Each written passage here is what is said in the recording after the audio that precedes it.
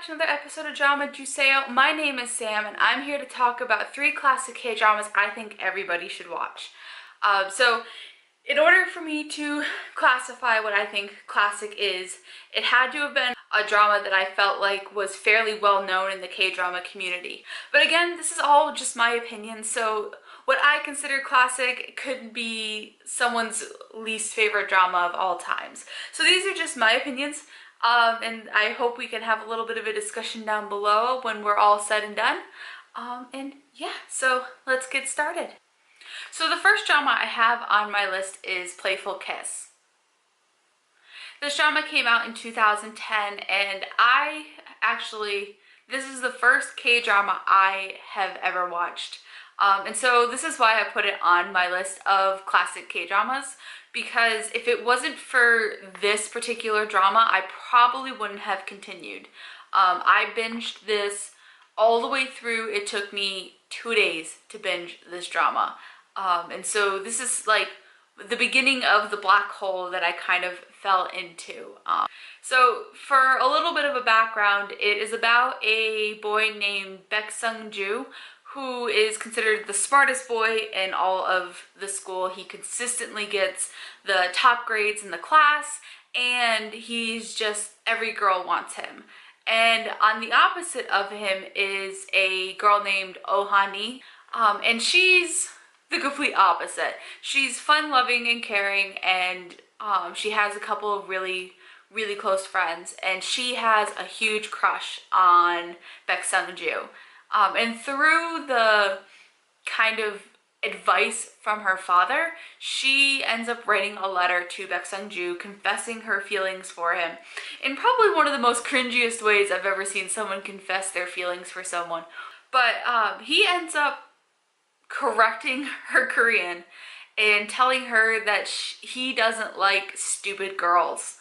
And she takes offense to this. Who wouldn't take offense to being called stupid? And through some events in fate, they actually end up living in the same house together. And that's kind of where the drama continues off after this. So this drama is actually 16 episodes long, so it's a pretty easy binge to get through. And I really liked it. I know there are some issues with it, and some plot holes and everything, but as a first K-drama, I don't think it throws people off too much. There's not a ton of characters to have to keep in line. I really loved the mother character. I can't remember what her name is, but I really loved the mother character because I thought she was absolutely adorable, and how excited she was when Oh-hani came to live with them. So I definitely say this is probably one of the dramas I think anybody who's a K-drama watcher should watch. So the next one on my list is Coffee Prince, and this one came out in 2007. This is a drama I hadn't watched until later on in my K-drama watching times. It's about a girl named Go Eun-chan who coincidentally looks just like a boy, and she ends up getting hired by Choi Han-kyul, who's the grandson of a chairwoman who's given him the task of revamping this coffee shop. And he decides that this coffee shop is going to be called Coffee Prince for the title, and it's going to have only male workers. He ends up hiring Go Eun-chan, and through the idea of like, he doesn't realize that he's actually a she, and he ends up starting to have feelings for her. But it's an interesting dynamic because we understand she's a girl, and at no point has she said I'm a boy, but because she needs this job and it's part of the ways that she's going to support her family, she doesn't correct him, and he starts to have feelings for her. And he starts to feel weird, obviously. He thinks that she's a he and that he might be gay, and it's a really interesting show. And it actually stars Gong Yoo, who plays in Train to Busan and Goblin, but it's an older drama, so he's much younger in this, but I still think he does a really good job of this in this drama, and it's definitely one of my top 10 favorite dramas that I've watched.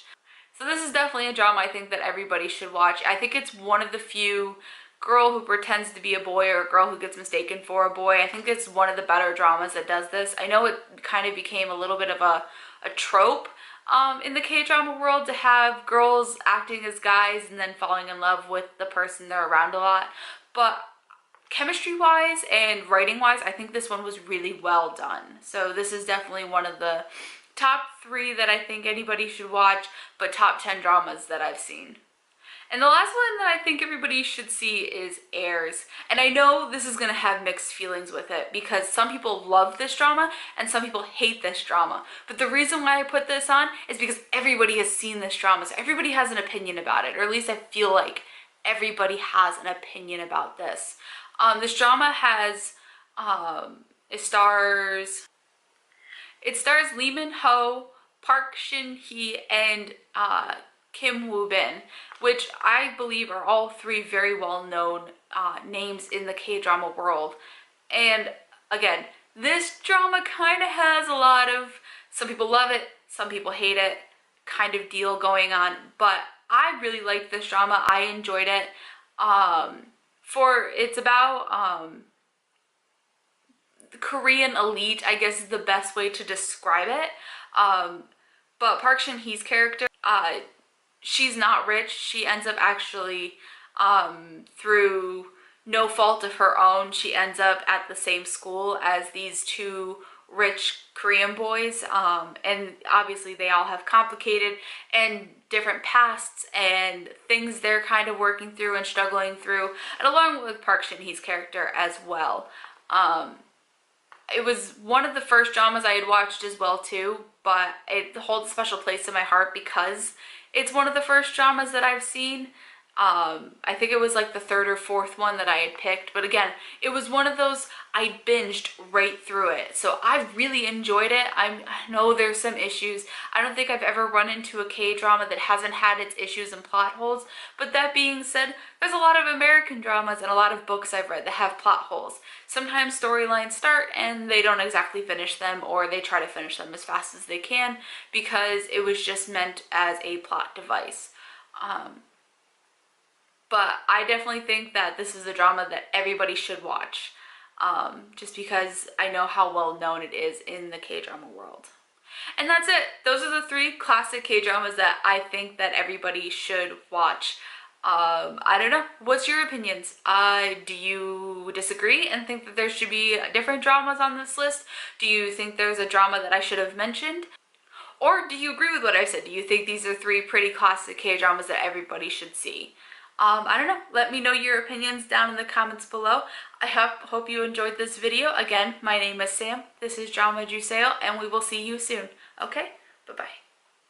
Hi guys, hope you enjoyed that video. If you did, please feel free to give it a like. If you would like, you can subscribe to our channel. And if you want to check out our last week's discussion video, click somewhere on the screen because it'll be somewhere up here. And we will see you guys next time. Okay, bye.